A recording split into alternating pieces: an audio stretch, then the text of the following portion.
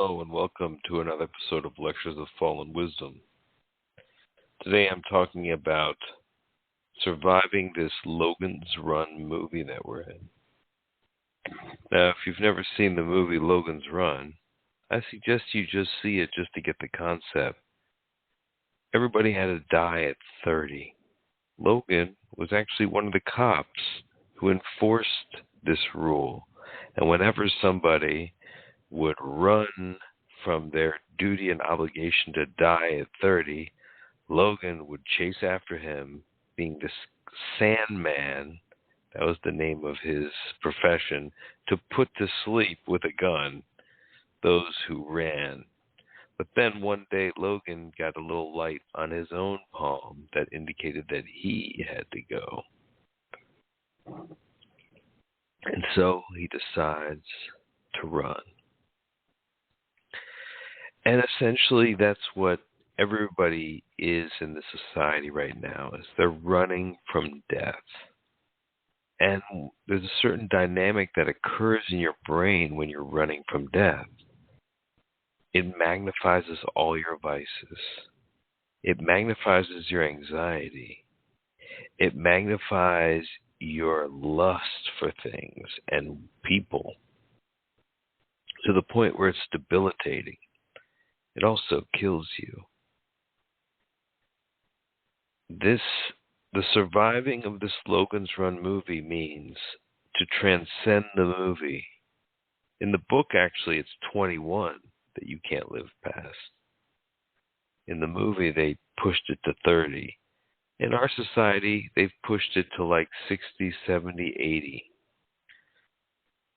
And most people follow the trajectory because they're taught to run in fear from death and to accept death as exactly possible. It has to be inevitable. No transcendence allowed of that fact.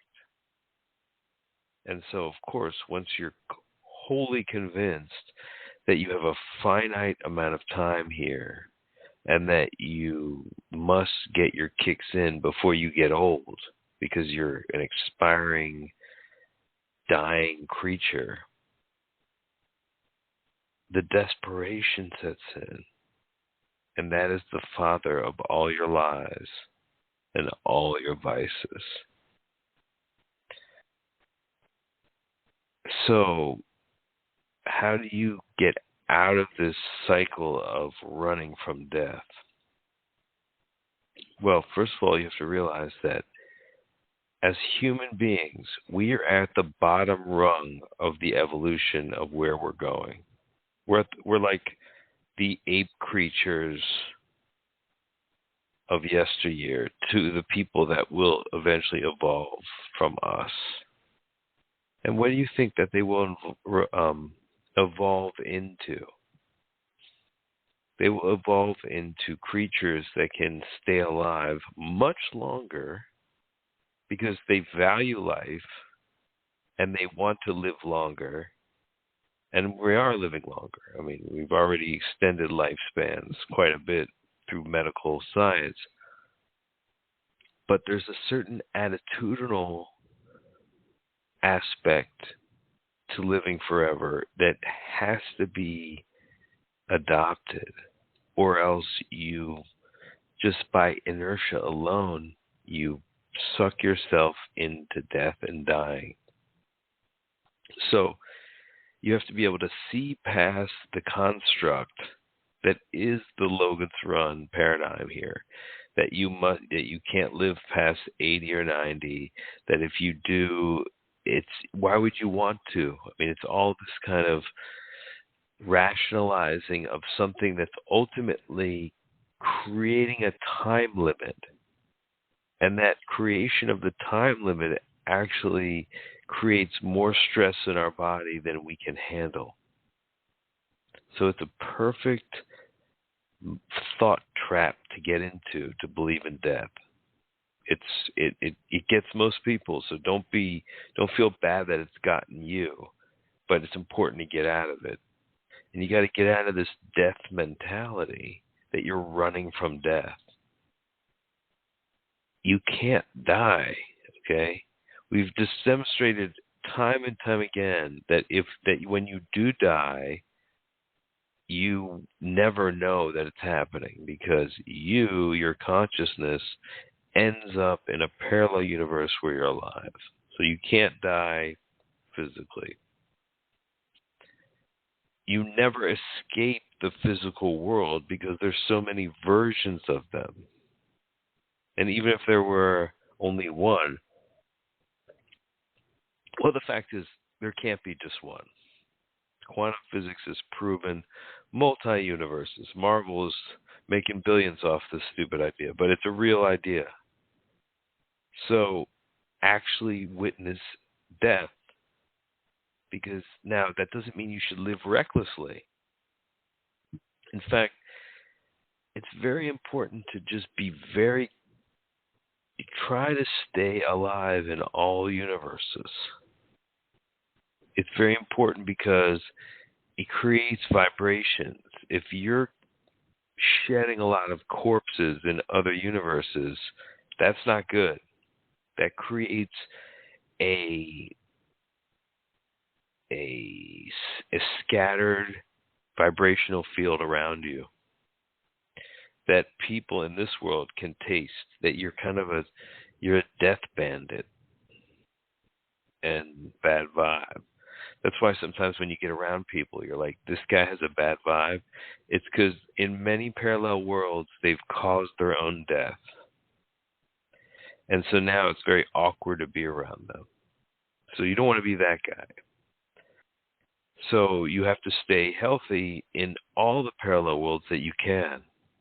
Because if you can span for a long enough time in many parallel worlds as a calm serenity being, then you can live all the different versions at your own choice. It becomes like having a choose your own adventure life. You can jump into any world that you want to with enough meditation and enough calming down and enough bliss in your heart. Your mind is so powerful and is so able to go into different times, into different parallel universes. What you will open up if you can just stop running from death is a whole realm of infinite living, not the least of which is the infinite life. But you have to cultivate an infinite mind to match your infinite body. If there's a mismatch, well, it's an imbalance. Of just like any imbalance, it creates a stress on the system. There always has to be balance. To that end, what are you putting into this body? I've talked a lot about not eating sugar, not eating carbohydrates, grains specifically. Not all carbohydrates are bad, but grains, very low nutrient dense foods that spike your blood sugar, that essentially swing your blood sugar to and fro and add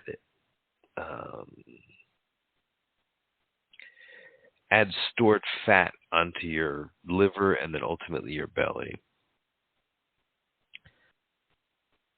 The plants on this planet are in a sort of rivalry with the moving animals on this planet.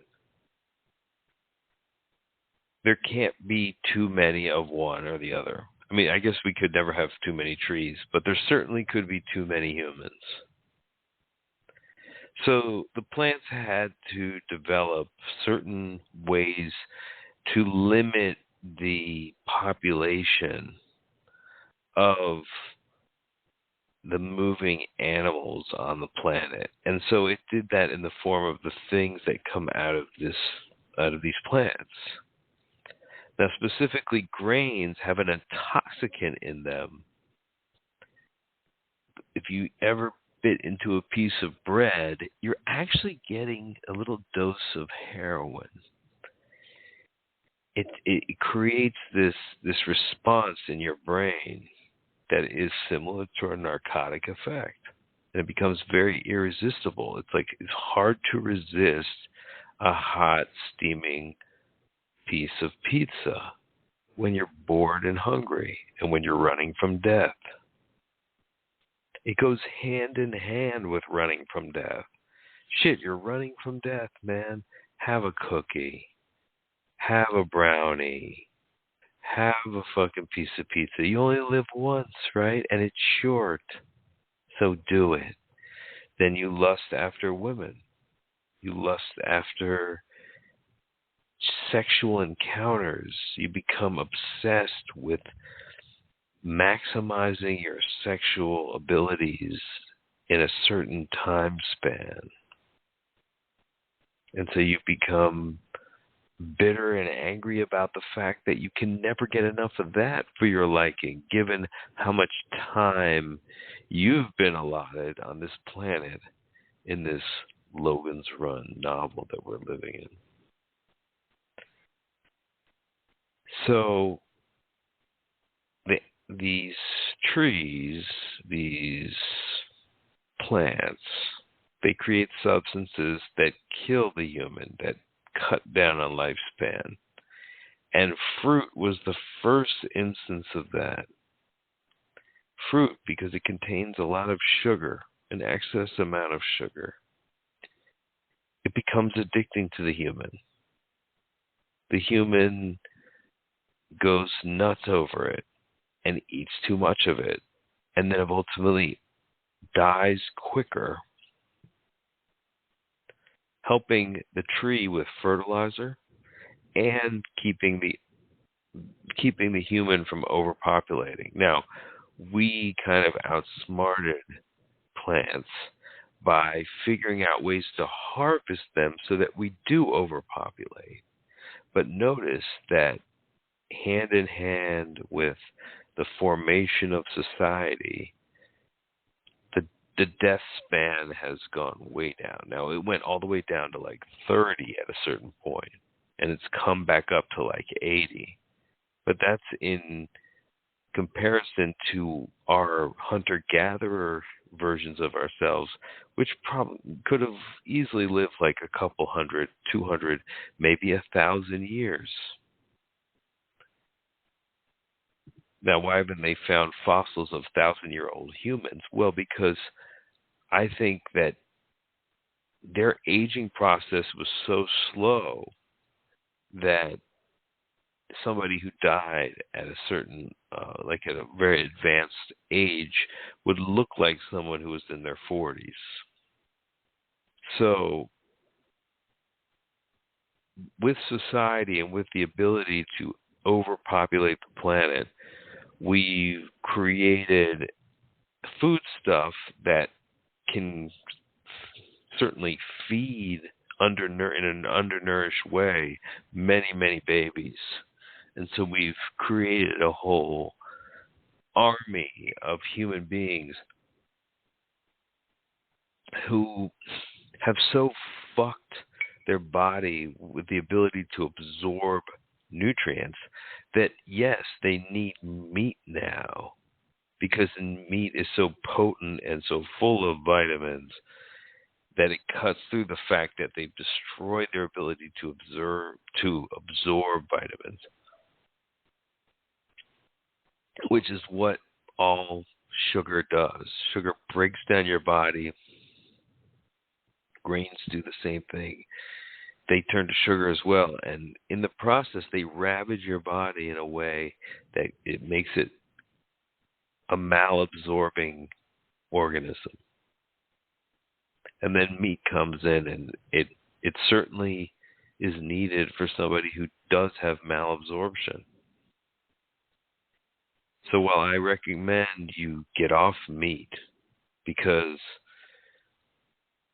let's face it, it's a form of cannibalism, okay? Trees don't eat trees. Did you notice that? They don't. Animals on this planet, if they know better, should not eat each other.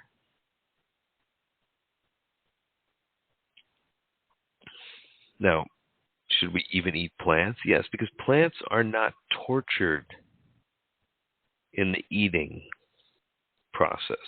But when we harvest the flesh of a sentient animal, well, there's something horrifying about that.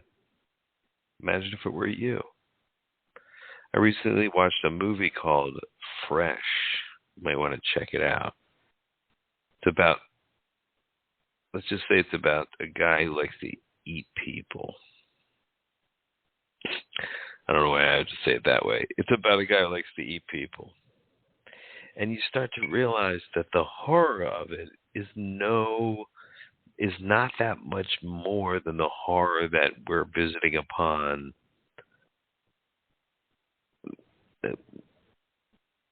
good animals that don't deserve it.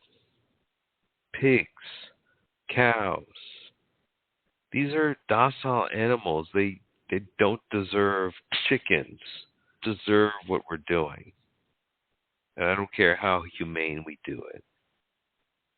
And we don't have to do it. And we live much longer not doing it. Again, we become kind of dependent on it for nutrients because we've created conditions in our body that make it very difficult for us to absorb nutrients. But there's a way to be vegetarian, a vegan, but not in a way that a lot of vegans, what they do is they start loading up on carbohydrates, which replace for them their protein. Now, the important thing is to find a source of protein that mimics what you get from the meat, but you don't need as much. Remember, if you eat a plant-based diet, your body becomes much better at absorbing nutrients. And so you end up needing less food. And you get hungry. You get full faster.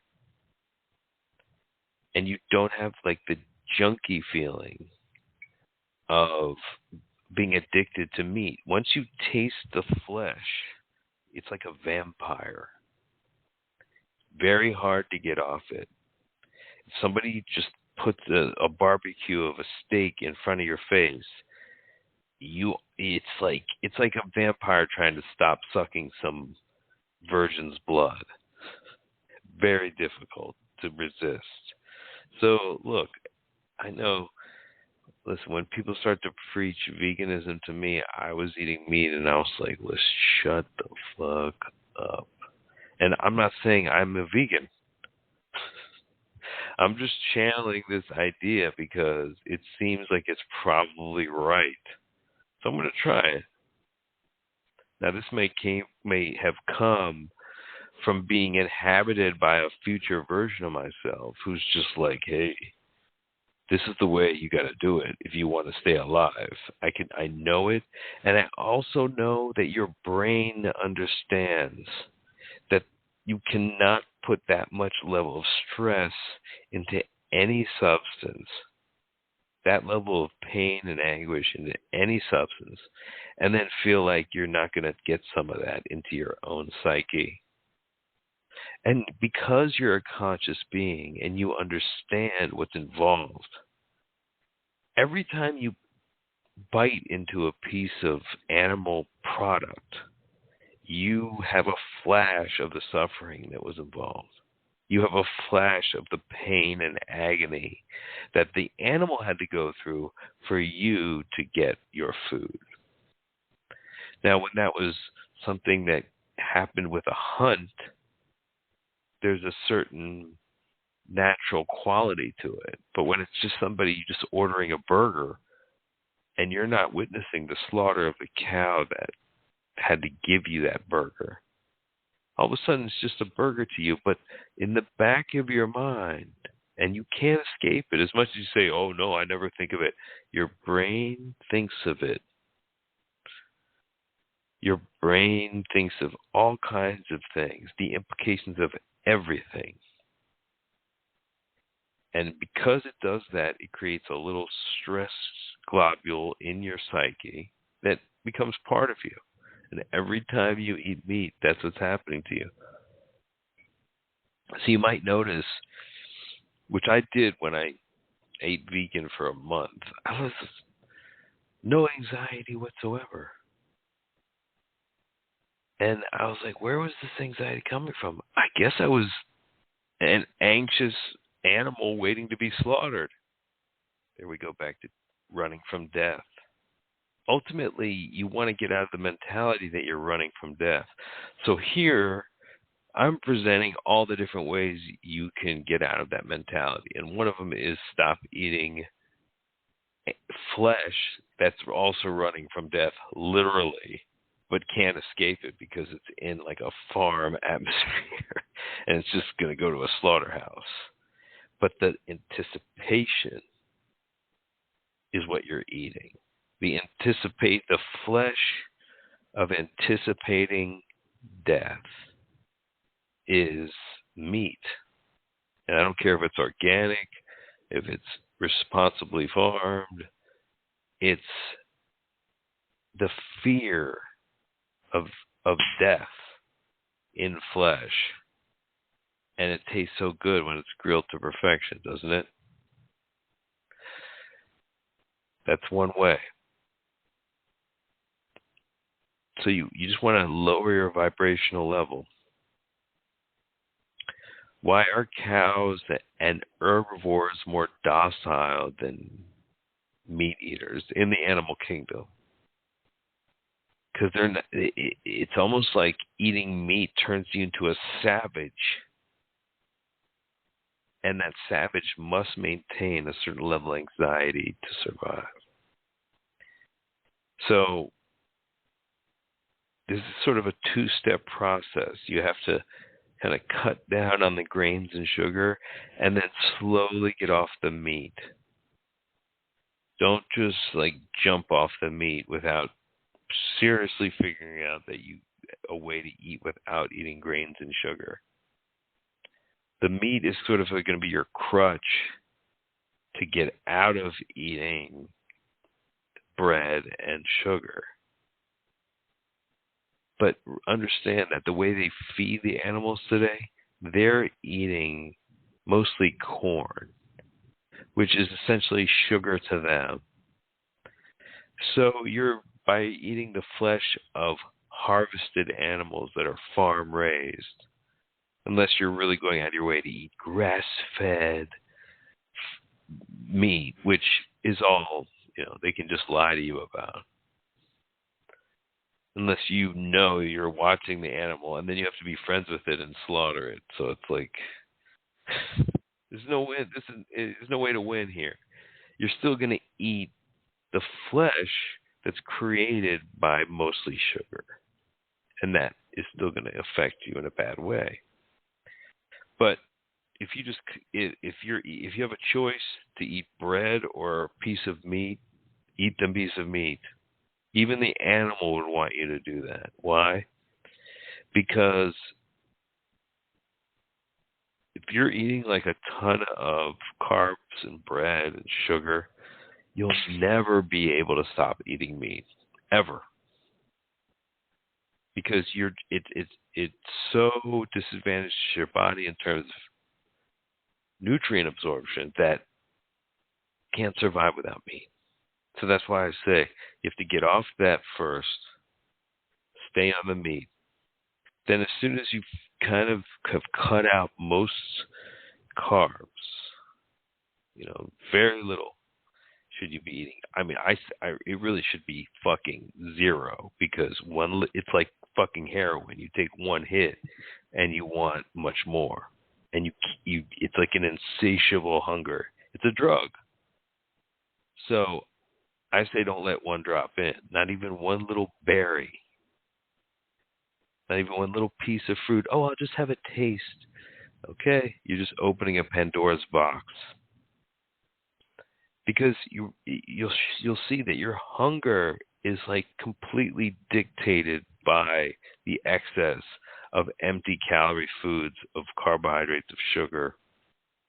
And then that is leading to your overeating of all kinds of foods, including meat. You just eat way too much meat, and you become a fat person. And off meat, yes, you can get fat off of meat. Now, why are these things so pleasurable? Why is a piece of cake like heaven on our tongue? Well, because we've limited ourselves.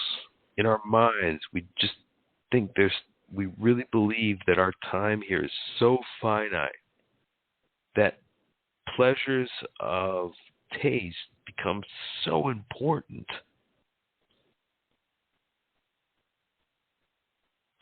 When there's ways to create the taste that we like in more healthy ways, and as you evolve into a higher being, your tastes change. And your tongue tastes change. And you can kind of train what your tongue wants. Now, your tongue, if you don't have the running from death mentality, your tongue tends to want to taste foods that actually is going to be good for it. It starts to balance out that way. But when you're thinking like death is around the corner and is always chasing you down and that you can't escape from it, well, your cravings will be very intense and they will be insatiable. Alcohol. Alcohol is the first. If you ever notice, you drink a few things of alcohol, and if you try to control your eating after that, it's impossible. Why? Because alcohol is like the crack cocaine of sugar. It gives you a highly concentrated version of sugar in the form of alcohol, which your liver then converts to sugar, but at a much higher degree. And so it swings your blood sugar dramatically in a very short amount of time, to the point where, after a couple of hours and a couple of beers, man, you can down like a whole entire to yourself without blinking an eye. Why is that? Because it creates an imbalance in you. A very significant balance that creates a hunger. And that, coupled with your belief in death, well, that's what drove you to drink in the first place. But you can see that alcohol, just don't touch it. Okay? Don't touch it. Now, if you can refrain from doing all those things, well, then you can have a little marijuana now and then. You can have like a drug here and there, and mushrooms or whatever you want. Stay natural. The best is natural. But you can afford to do something like that every couple months, and you'll get a really intense experience from it. And you won't be fiending on it, because that's another thing that drives like rampant drug use, is just the idea that like death is around the corner. So I'm just going to be happy until that day comes tomorrow. Closed in your mind that it doesn't make sense to be anything but high every single day. But that goes away. Addiction. I mean, I never understood under these addiction courses like AA, why don't they just, look, man, teach immortality. They'll stop drinking like that. If you know you're going to live forever, why are you drinking? Drinking is just going to open to a door for you to die faster. It's not going to make you any happier. It only ameliorates your belief in the inevitability of death. So, alcohol damages your brain to calm you down. Alcohol damages your body to calm you down. To calm you down from what? The belief in death. So the first idea here of surviving the Logan's Run movie is just not accepting it. No. There is no death for you. There is only continuing and staying active and have a good time, or continuing in a way that just drives you down into a decrepitude that you eventually have to climb out of anyway, because you can't escape this world through decrepitude. You'll just keep getting more and more decrepit until you finally wake up and stop being decrepit. There's no escape. And I'm not encouraging anyone to try to commit suicide, because it's a horrendous thing to leave a corpse in a parallel universe for your friends and family to find. It's very irresponsible. And it's extremely cruel. And you will be haunted by your decision to do that for years and years and years. And you won't even know that you did it. In most cases, in most parallel universes, although there's a couple where you are half dead in a coma because of your botched job. So pay attention. Pay attention to whether or not you are feeling that running from death, and if it's something you can't get rid of, the anxiety of somehow knowing in your bones that you must die. If you can't get rid of that, then you got to get off the meat, because the meat is feeding it into you. It's also the society. But I'm almost at the point where I've never been able to get rid of it unless I cut out the meat, personally. And I'm sitting here as somebody who's been eating meat for the last few weeks. And there's just this little glimmer of it. And I know what it is. And as long as I can observe it, I'm pretty good, but I just want it gone. And I don't want to have to take drugs to get rid of it. And that's another thing, is that when you have this like recurring belief in death, you need a lot of drugs to kill it so that you don't live paralyzed.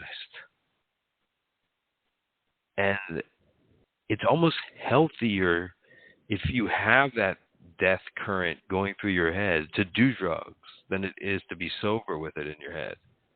Because at least you can blunt it somehow. But the problem is it's driving the drug use. It's something that makes the drug use necessary, and therefore it perpetuates it. And you don't need the drugs. You have all the bliss you need in your non-anxiety brain. If your brain can be free of anxiety, you are having an MDMA trip. And that's what MDMA does. MDMA is nothing but an anxiety reducer. Reduces your anxiety so low that all you feel is the good stuff, which is naturally there. It's nothing in MDMA that makes you feel good. MDMA just kills your anxiety. It kills the belief in death. It kills the thought of it. That's just running through your head in a constant rate, and creating all this this fiendishness for the things that life has to offer that you believe you only have a limited time to enjoy. Thanks for listening.